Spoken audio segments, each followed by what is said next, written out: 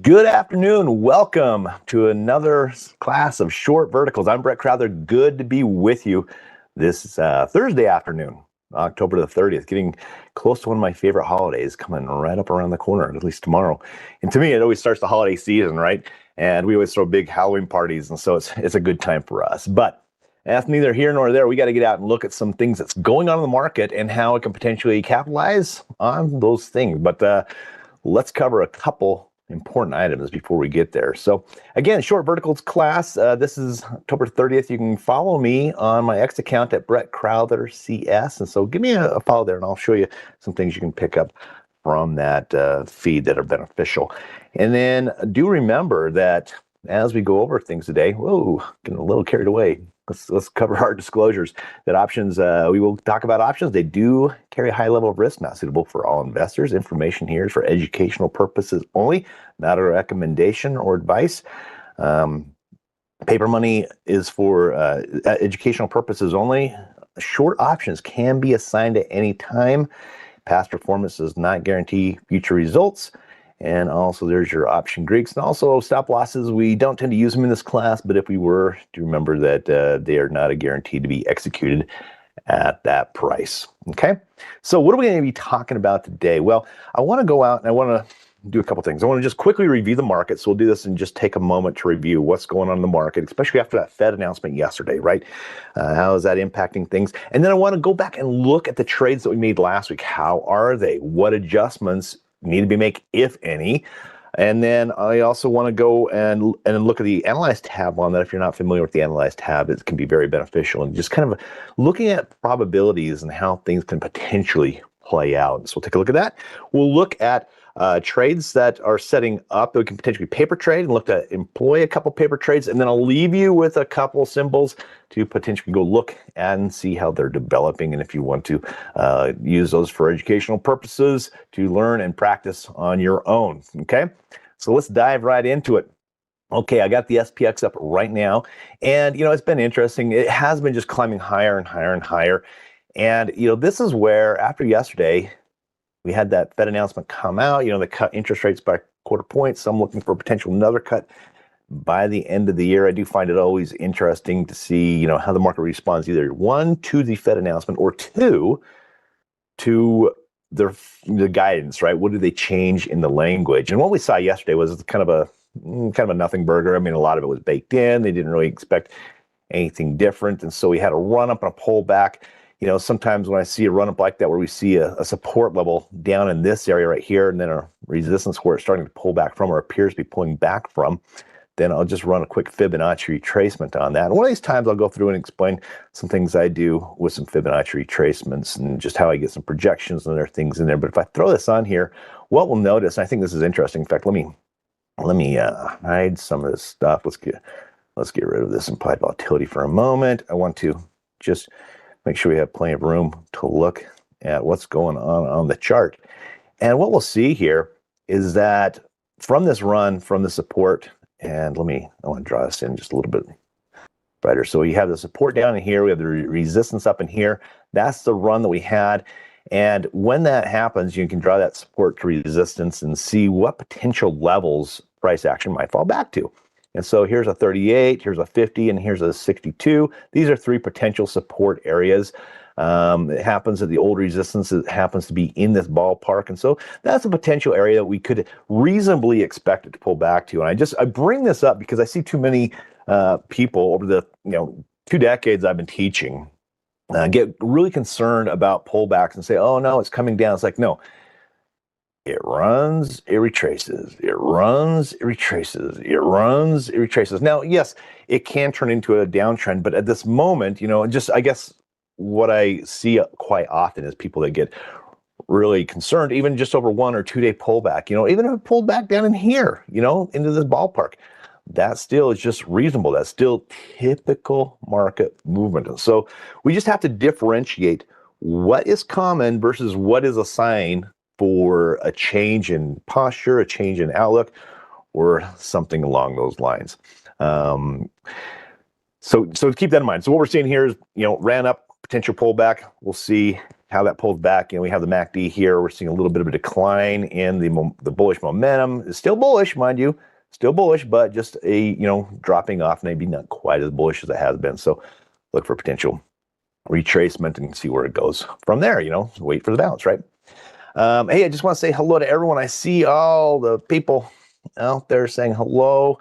Yes, Will, David, Hope, Greg, Richard, and others. Ricebird, good to see you. I saw a lot of you down when I was in Houston a little while back, and that was a lot of fun. But welcome aboard, and thank you for joining me. I appreciate you joining me for these classes. I work hard to think of what's going on. What information can I portray that can help us be more educated and better take advantage of the situations that are surrounding us at the moment.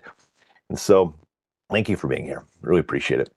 Okay, let's do this. Let's go out and look at what our positions are doing. So if you recall, we had two positions that we placed last week, and now I can't think of them. LRCX was one of them.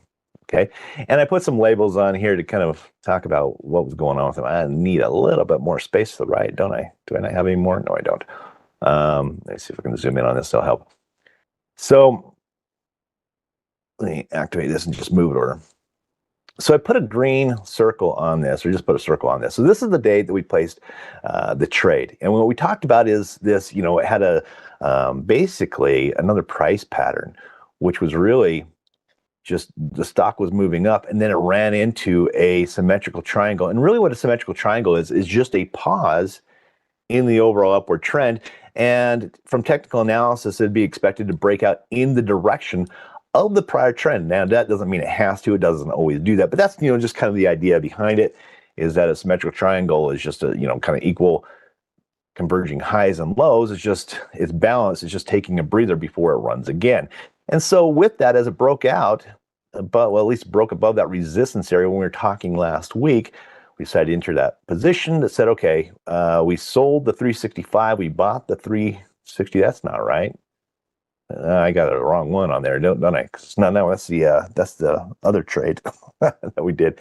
I apologize, put the wrong label on that one. Hey, let's go over and look at it, and we'll see what it is, right? So going over to the monitor tab, here's our LRCX. Here we go. We got the 147, 145. Those are the numbers that we're looking for. In fact, so we'll come back here and let me edit this. We're going to get rid of that. I'll put that back in later. The correct stuff. But 147, 145. And so we're looking for it to be above 147 at expiration, right? And on this, we did pick I think October expiration. So where is 147? Right about this ballpark, right about here.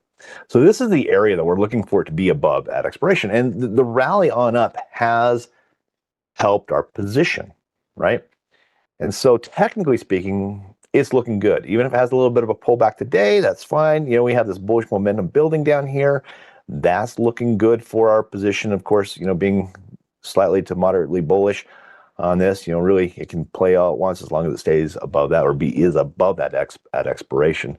That's what we're looking for. And of course, the further it is, then the more comfortable it is, right? So that was one of our trades.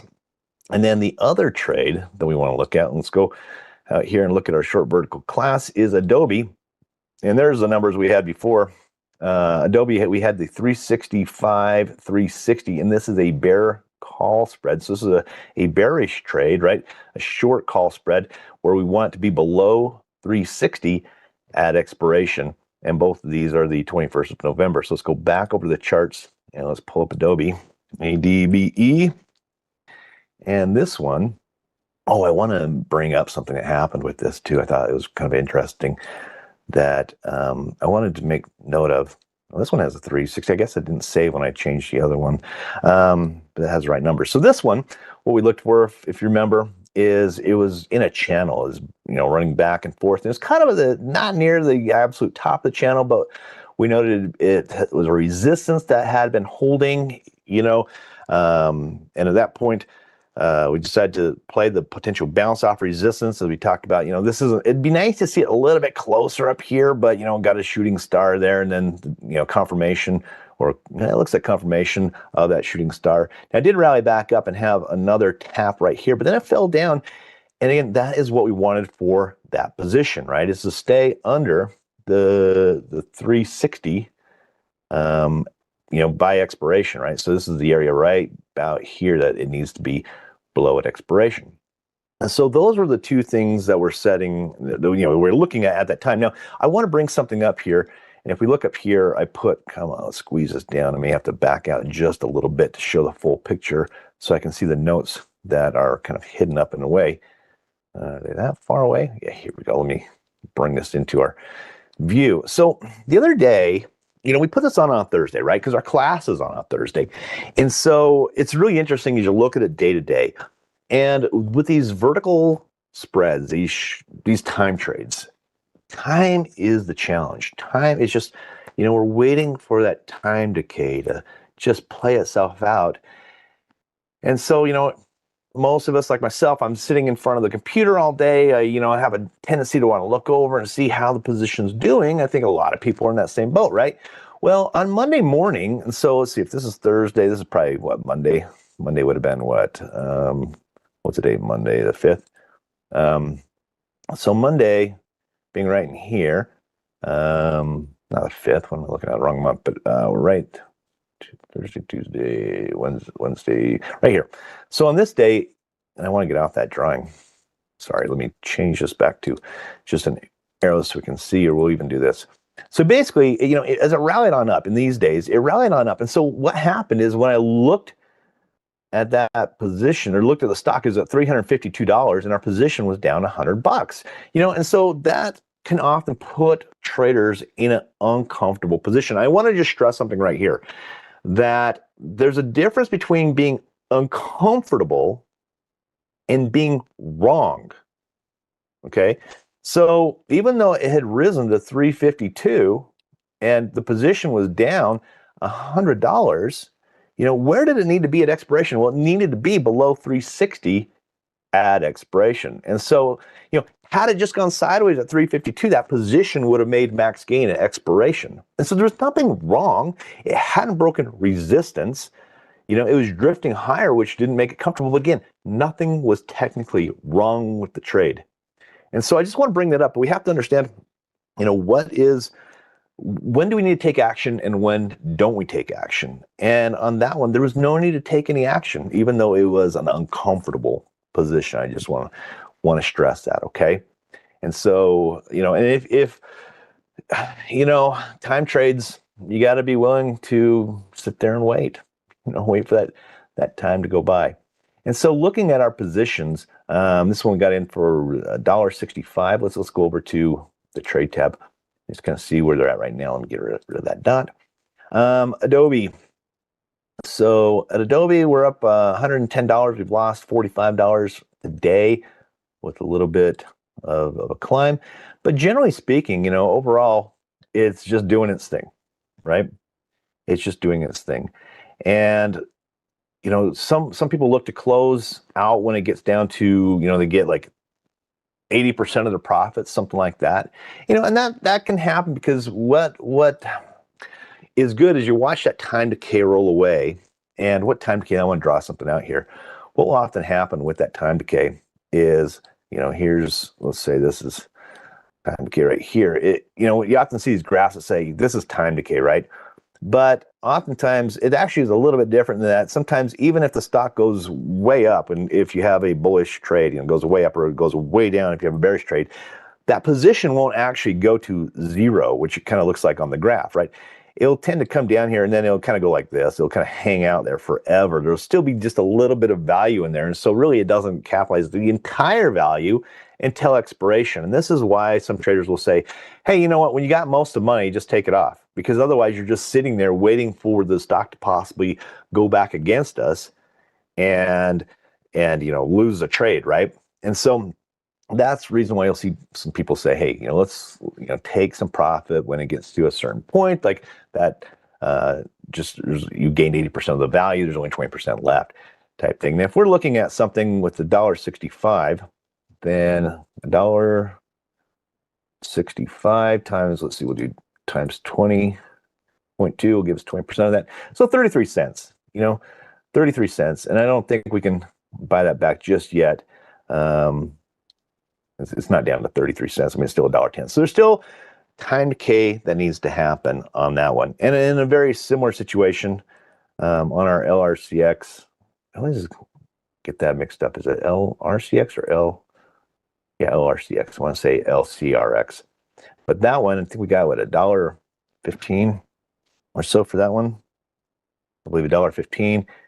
And on that one, $1.15 times 0.2. Oh, did I miss? Sorry, I missed that. Let's try it one more time. 1.15 times 0.2 is we're looking for that one to be around 23 cents. And to close that one out right now, we're looking at 38 cents. So that one's looking pretty good. That one's looking pretty good. It's getting there, not quite there. So that's one, it has run up. And so I want to show you something though that I tend to look at the Analyze tab. I don't know how many of you do, but on the Analyze tab, you can go back and you can look at the risk profile. And we could look at different things. Let's look at our positions here. So I'm going to throw on Adobe, and here it is down here. Here's Adobe. We sold the 2 short at the 360. We bought the 2 long at 365. And this gives us this profit loss graph. It looks better in the dark.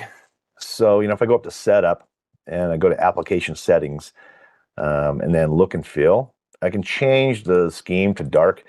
I think it's easier to see things, generally speaking, when it's light. But, as I sit here in front of my computer, it's a lot easier to see the risk profile when it's dark. But I'll turn it back to light, just because I think, generally speaking, in teaching a class, it comes across as a little bit better for most things when it's light. But what happens here? How many of you are familiar with the risk profile? How many of you understand how a risk profile graph works and the things that are, some of the tools here on this tab? Well, let me know. Let's see, just see what you're saying here. Okay, so let me know. But basically, it's this. What we have here are a couple items. This up here, remember, on this trade, on the Adobe trade, that was a bearish trade, right? We were looking for the stock to go down. And so this is where we get our max gain, is up here, right? The plus 400 or so. All right, you see, I do, Will does, okay, Debbie, you do. Greg says use it often. Ricebird getting much better using an Analyze tab, learning more and more when it is demonstrated. Somewhat familiar, not 100% confident, says others. Right, can we see it being used for multi-leg option trades prior to order being placed? Yes, you can. Yes, you can. In fact, multi-leg option, complex option is a great way to use the Analyze tab. And in a future class, I'll get into ways to do this. This isn't a class where we talk about multi-leg. I do want to, not multi-leg, but like condors, calendars, butterflies, stuff like that, right? But I can address some of those things. I won't hit it today, but we will at a future time. So basically what this is saying is, here's the profit loss graph saying this is where we make max gain. All right, is up in here. I cannot write very well with a mouse, but I think it's fairly legible, right? Max gain. And down here, you can see where it goes horizontal here. This is max loss. And so, come on, give me a max loss, okay?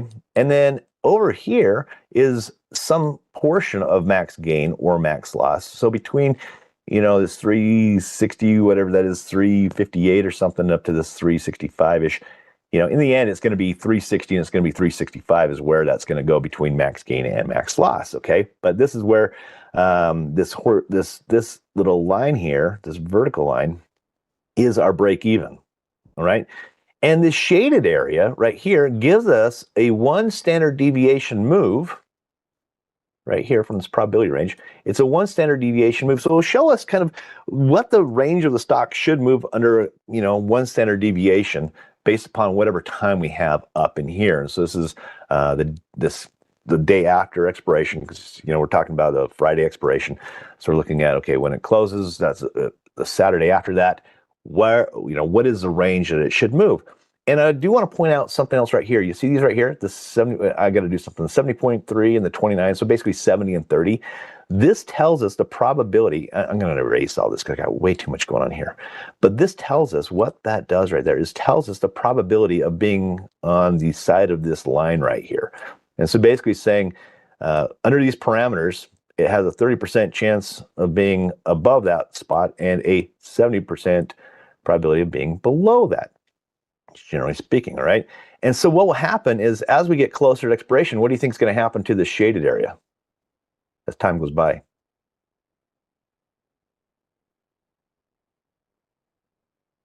What do you think is going to happen to that area?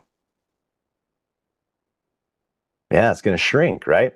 It's going to shrink. It'll get smaller and smaller and smaller because the range the time it has left till expiration was shorter and shorter, so there's not as much room for it to run. And so down here, you can see where it says date. I can actually kind of punch this forward, and this will simulate, like today is 10:30, but if I go to 10:31, 10:11, 2, 3, you can see, under those circumstances, you can see what's happening here is the range that it's expected to move is dwindling, right? Because there's not as much time till expiration. Plus, what you see here with this other line right here, this is kind of what is that, purple line? It's not real big, and so I'm sorry if you have to squint to see that, but this purple line basically tells us where the profit loss is currently, right? And as we get closer to expiration, that will blend into this green line, which is the expiration probability. And so watch, if I just take this forward, that purple line will blend right into it. And here's the break even at the current point, which is right now 11, 16,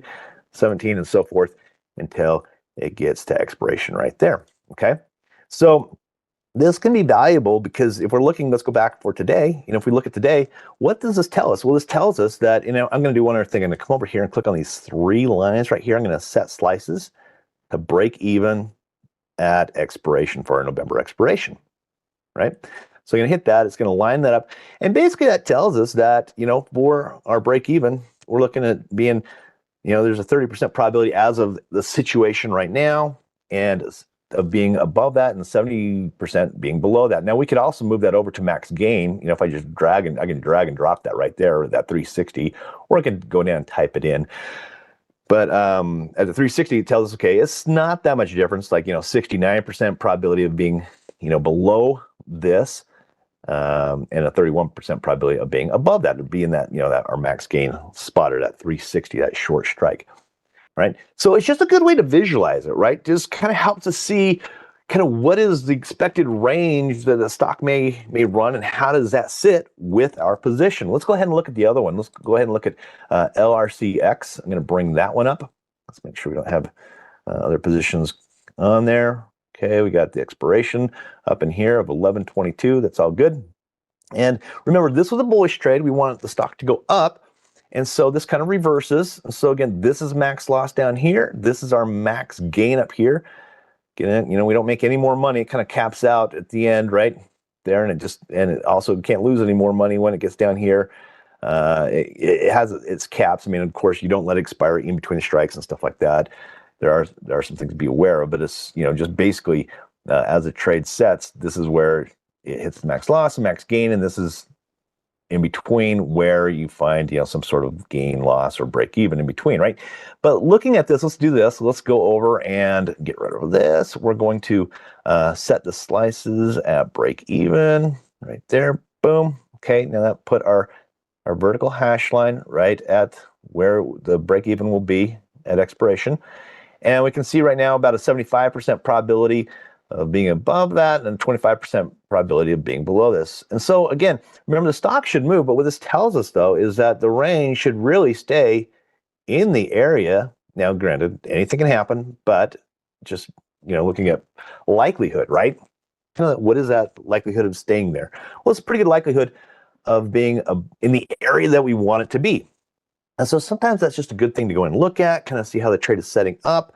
And, it can sometimes make you feel more comfortable. Sometimes it doesn't. But it is something to get used to. And I would say if you're someone learning options, I would become familiar with the profit loss graph, the probability analysis, because it's going to become very handy down the road as you get into those more complex option trades, the iron condors, the butterflies, and then especially if, one is looking to look at their overall portfolio, and see where the profit loss is on that and where to add or subtract, depending on where they're heavy on Greeks and stuff. When it can get very complex. But so those are stepping, you don't have to get there either. But if you want to continue to progress in option knowledge, that's what would happen. So it's very beneficial. I just want to check and see. Hey, thanks, Rice Bird. Thanks for your thought there. Let's see, is there a way to analyze a trade I currently have? Yeah.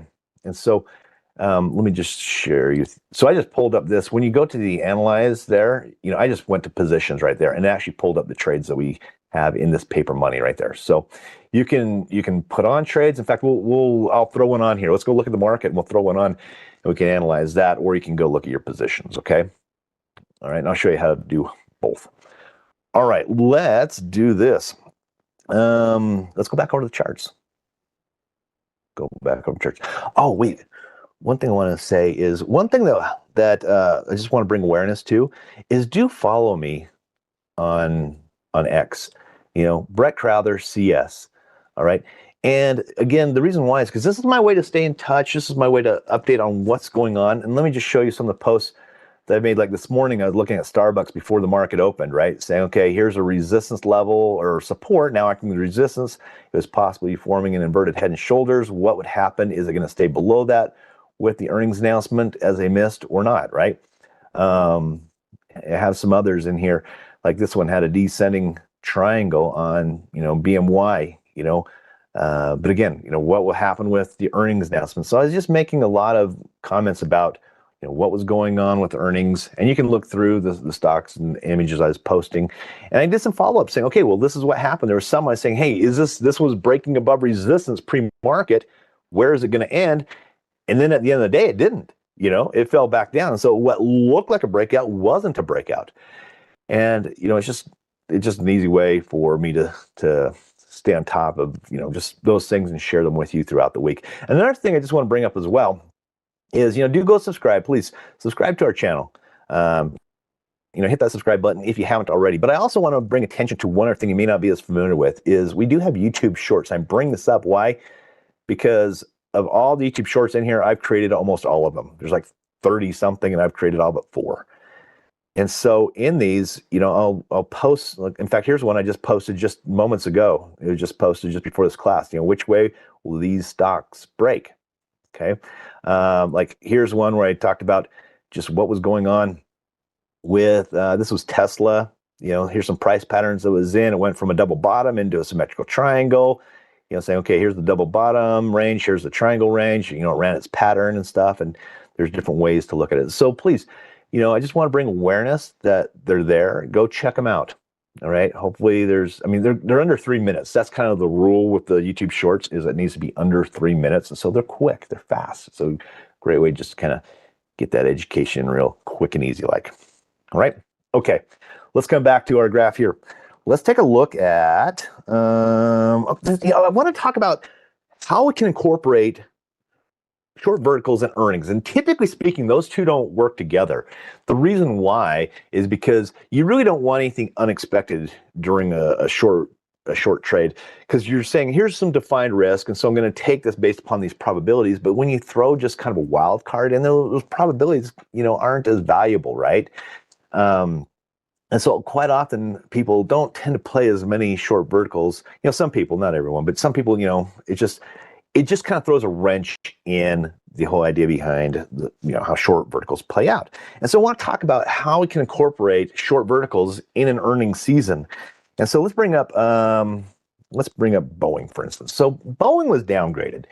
They had their earnings when was this? Last night, was it? 10/29. So actually before the market yesterday. And Boeing dropped down. We can see a support level that it actually broke below. Let's go see if we can do anything with this as it broke below this level right here. And I'm going to throw on some implied volatility. So I'm going to come up to the beaker. I'm going to drop over here. I'm going to type in IMP. And there's my implied volatility. Click on that. Apply that. And then we got the implied volatility. Now, sometimes you'll see something like this, and you'll say, well, gosh, the implied volatility is extremely low. Yes and no, it may be, but also sometimes when you get some sort of a big spike like this, it just makes everything look flat after that. And so if we zoom in on the chart and kind of eliminate that big spike, it can give us kind of a better impression of what's going on with implied volatility without that skewing the image, right? And so now you can see, well, it's not as flat as we may have thought, and there's actually some support, kind of low areas, probably more. Let's do. I don't want to clear it. Come on. Support, there's a real low, but it's kind of more in here is the low area. And of course, it just came off that earnings. And so the high is up in here. It's kind of interesting how this one actually dipped down before earnings. I mean, you almost had this volatility crush. Notice how it's coming down before the earnings announcement. It's almost like people knew or something, huh? I'm not saying they did. I'm just saying it's kind of unusual to see that happen. But either way, so we have, it's still dropping. It'd be nice if it were a little bit higher, but let's see if we can make something of it. And the point is that we'd like to catch a little bit of that implied volatility, but it did break support, and unfortunately, it's a little bit higher earlier, but let's see if it still offers anything up, So maybe we go out and we try to keep something below this area, like this 211. So maybe sell at 210, 211. We'll see what it offers us. And say, okay, as long as it's below that resistance at expiration, then the trade would work out. So let's go over to the monitor tab. Not monitor tab. Let's go to trade tab. How about that? We got BA in there. And looking at our time frame, again, we'd like to look at something where we're kind of getting that drop in that time decay. So somewhere around 20 to 40, 50 days. If you get much less than 20, there just doesn't tend to be not a lot of juice, right? There's not a lot to sell. If you get longer, then it can take a while to get there. Let's start with the November. Now, people say, hey, look at the weeklies. You can. I like to start with the monthlies, and basically, the third Friday expiration, simply because the bid asks tend to be tighter on those, especially the further out you go. But let's take a look at this. So again, bearish trade. So if we're looking to do a bear call below 210, we said. So let's see what we have here. Well, we could potentially sell at 210, or we could sell at 212. Let's look at 212.50 and see how that sets up for us. And so maybe we sell this one, and then we'll buy the 215. So I'm going to hold down the control key, hit that one, and that will build our trade down here. Sell the 212, buy the 215. You guys see that okay? I'm going to make this just a little bit bigger for everyone, just to help us see. Well, if you're like me, but eyes aren't what they used to be. So let's make that a little bit bigger. Okay. All right. Just looking at the comments. Oh, by the way, yeah, if you go over to X, please do follow me. Hit me a follow on that. And so it's easy to find me when as I post stuff. All right. So looking at this trade, now what's our risk on this trade? The difference between the two strikes, we want it to be below 212.50, right? And then we're kind of capping the loss at 215. So basically $2.50 is the difference there. And I'm going to bring this off just a little bit. We're going to take this down to like 60 cents, and that would be our credit. So basically, 250 minus the 60-cent credit would be our risk of $1.90, and the 60-cent credit would be our maximum gain. So where are we there, right? What is 60? That's not quite. I'd like to see about 30%-ish. And, 60 divided by 190. We are 31%. Okay. It's at the cusp. Let's go ahead and look to take this trade right in here. So if we're looking at a risk of $190, and in this trade, the other ones I used $1,000 total out of the account, saying on this trade, each trade we're going to risk $1,000 per trade. So 1,000 divided by that 190 should be pretty easy math. It's going to give us 5.2. And so we're going to bump this to 5 contracts. And remember, we're going to subtract it because we want both those to be, negative, because we're selling. We're a net seller on this. So we're going to sell those November 21 contracts. We're going to sell the 212.50, buy the 215 for a 60-cent credit. And we'll just leave that as a limit. It should fill, paper trade does, live money isn't quite as friendly. But paper money often fills very quickly. Again, it gives us our max profit on that is the 5 times 60 cents or $300. And the max loss is at 190 times 5 for the 950. And so do you understand there's commissions and things involved? Let's go ahead and send that off and see if we can get filled on that. And yes, we did get filled. Very quick and easy on that.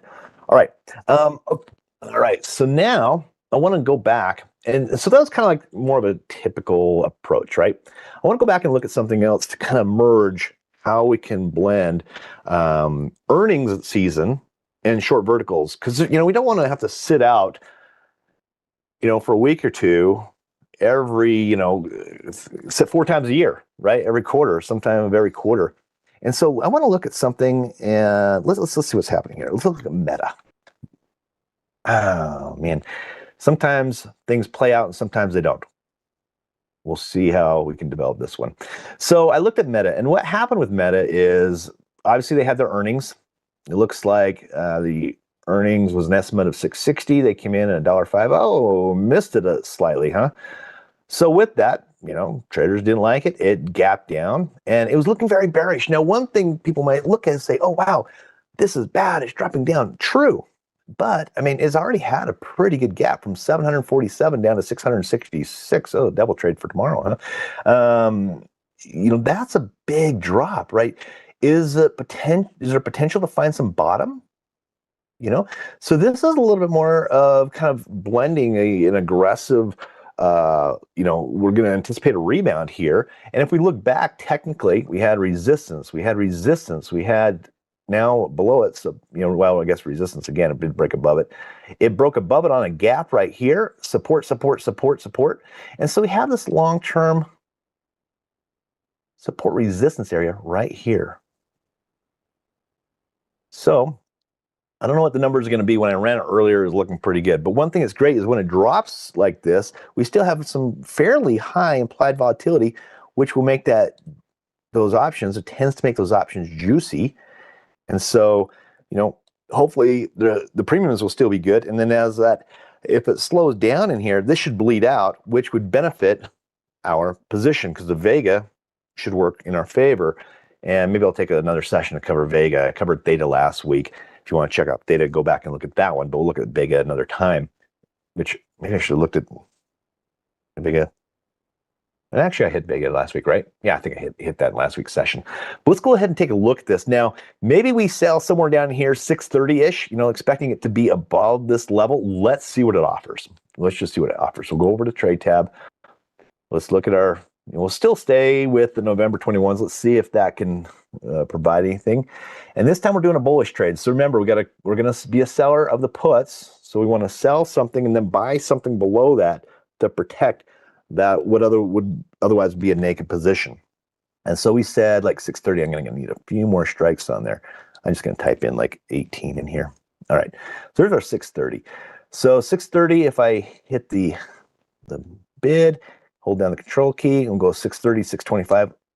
Oh, man. Wow, this is a lesson learned. Not a lot. Now, here's something else we could do. This is kind of an aggressive trade. This is way, some people might look to go buy possibly a call. We could do that. We could go buy a long call, expecting it to bounce and head up. But then if it doesn't bounce, what if it just kind of hits and goes sideways? Then the long call would be hit with some time decay. And so could we blend those two? Well, let's do something a little different. Let's take this is the one we're selling, right? We were trying to bring this 7 or 885. Instead of placing this as a 5 wide spread, what if we went like a 15 wide spread and see what that does?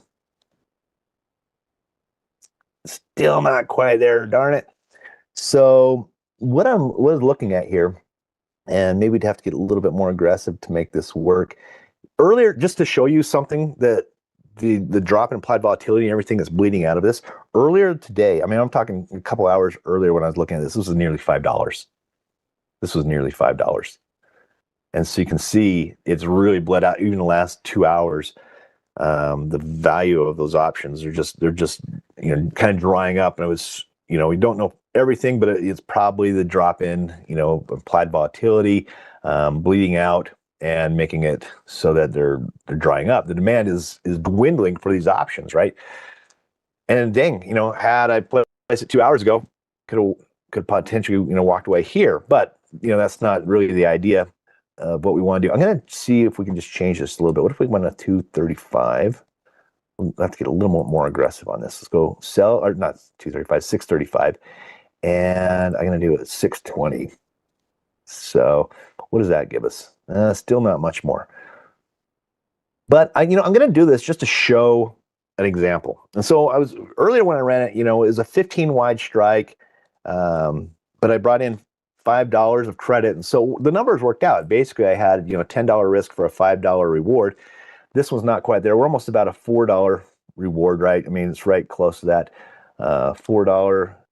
And we have, if it's $15 wide, and we bring in a credit of $4, then $11 is the risk. So 4 divided by 11 equals 36. We'll still place this trade. But the risk on that, we're just going to do one contract on this one. It's going to be right at our $1,000 limit. And so I'm going to go ahead and place this one and let that one run. And so, we're a little over 1,000, 1120, 380. But I want to send this one off, and we can look at this one next week. And, it's going to be interesting. And by the way, I did want to share one more thing, is that when you're looking at these positions, or, if you wanted to, if I just kind of queued one up, one thing that could be done, let me hide this for a second, is I could do something saying, okay, I'm just going to throw something out there saying, let me do the sell the 635. Let me buy this one. Just create something like this. When you have an order down here, you can right click it and say analyze trade. And you can drop it right into that analyze tab. Make sure you don't have other things selected. It's just a trade that we just created right here. And then you can do the analysis and see, there we go. We just got filled in that. You can see how that trade sets up, and what's probabilities looking like and all that jazz. And so we'll cover that in depth. We'll go into a little bit more of that next week because we're running short on time today. But I wanted to make sure we got a couple of those trades in, and I also want to just say, let's look at just a couple to leave you with as, like a homework assignment to see, is there something out there that's setting up, MRK, had a similar situation with an earnings announcement recently, right? Is that one at a resistance coming back down? We have some resistance. Whoops, I should have drawn that a little bit wider here. There we go. Something like that possibly breaking out of, or is it potentially bouncing here and running up? That's what you got to decide, right? Or is it just winding up? Maybe I need to grab a diagonal. Here we go. Something like this. There we go. But, could there be some value in that one way or another? Starbucks, SBUX. And again, not a recommendation. I'm just found some stocks that were kind of setting up in a very similar manner that, maybe there's something out there that you can do as homework and in paper money. And look at Starbucks had support, resistance, and it's down off of that after that earnings. So they, still have some volatility. You can see it bleeding out, but that is something to potentially look at as well. And MSFT, did I get that right? MSFT, Microsoft, and coming down to a support level, that moving average, right in about here after that earnings announcement. So a couple of them to look at. So take a look at those. See if there's anything out there. We'll follow up on these trades, and we'll talk more about the Analyze tab next week. But thank you very much for joining me today, and enjoy. Again, Halloween is one of my favorite holidays, so enjoy your Halloween, and I'll look forward to catching you all next week. So have a good one. Take care.